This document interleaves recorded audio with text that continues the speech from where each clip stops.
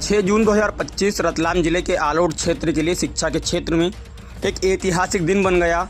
इस दिन क्षेत्रवासियों को दो बड़ी सौगातें मिली। पीएम श्री जवाहर नवोदय विद्यालय और दूसरा सांदीपनी आश्रम भवन। करीब 38.4 करोड़ रुपये की लागत से 30 एकड़ में फैले इस आधुनिक नवोदय विद्यालय परिसर का लोकार्पण केंद्रीय शिक्षा मंत्री धर्मेंद्र प्रधान, मुख्यमंत्री डॉक्टर मोहन यादव और कर्नाटक के राज्यपाल थावरचंद गहलोत द्वारा संयुक्त रूप से किया गया। मुख्यमंत्री डॉक्टर मोहन यादव ने इस अवसर पर कहा कि नवोदय विद्यालय और सांदीपनी भवन जैसे संस्थान शिक्षा के क्षेत्र में मील का पत्थर साबित होंगे। उन्होंने आश्वासन दिया कि विद्यालय को मुख्य मार्ग से जोड़ने वाली सड़क को शीघ्र ही पक्का किया जाएगा ताकि विद्यार्थियों को कोई असुविधा न हो।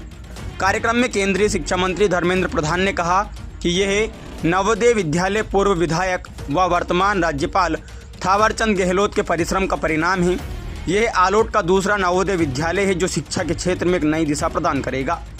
राज्यपाल थावरचंद गहलोत ने कहा कि नवोदय केंद्रीय और उत्कृष्ट विद्यालय पूरे देश में विद्यार्थियों को शैक्षणिक और नैतिक विकास में योगदान दे रहे हैं।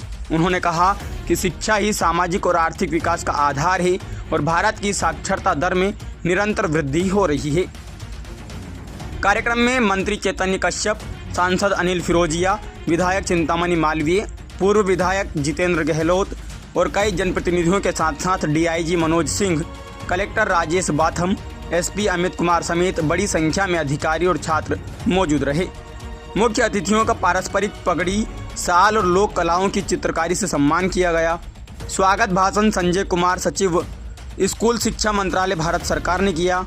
आभार प्रदर्शन राजेश लखानी, आयुक्त नवोदय विद्यालय समिति द्वारा किया गया। हालांकि कार्यक्रम में सांसद और विधायक को मंच से बोलने का अवसर न मिलना स्थानीय लोगों के बीच चर्चा का विषय बना रहा। साथ ही मुख्यमंत्री की ओर से कोई बड़ी नई सौगात की घोषणा न होने से लोगों में हल्की निराशा भी देखी गई। भूमिका भास्कर के लिए शिरीष सकलेचा की रिपोर्ट। उस नवोदय विद्यालय पिछले बीते कोई साल से शुरू हुई थी, भवन में बन गया था, कुछ काम बाकी रह गया था, उस काम को पूरा किया गया और आज उसके शुभ लोकार्पण के अवसर पे मैं आप सभी को बधाई देता हूँ। वैसे ही आज सुखद संयोग है, माननीय डॉक्टर मोहन यादव जी के नेतृत्व में चलने वाले एमपी की लोकप्रिय सरकार संदीपनी स्कूल की कल्पना की। पहले वे सीएम राइज के नाम पे था। डॉक्टर मोहन यादव जी जब दायित्व संभाले, खुद उनकी शिक्षा के प्रति समझ और रुचि के कारण राष्ट्रीय शिक्षा नीति 2020 प्रधानमंत्री जी ने देश के नौजवानों को खड़ा करने के लिए बनाई। 2020 की शिक्षा नीति में जो विषय कहा गया, मेधावी विद्यार्थी बनाने के लिए नवोदय विद्यालय, केंद्रीय विद्यालय काम कर रहे हैं। राज्य में पीछे नहीं है, मध्य प्रदेश में आगे है और आज हमने आलोट में संदीपनी विद्यालय का भी शुभारंभ किया। आलोट वालों के लिए दो आनंद की बात है, एक नवोदय विद्यालय में श्रीवृद्धि और आलोट में संदीपनी विद्यालय की लोकार्पण।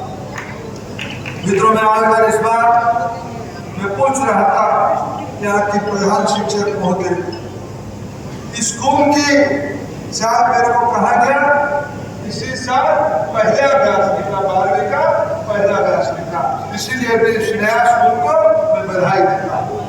और इस बार जो नवोदय विद्यालय की परफॉर्मेंस हुई है, अभी बीते सप्ताह देश की आईआईटी में नाम लिखाने के लिए लोगों की चयन हुई है।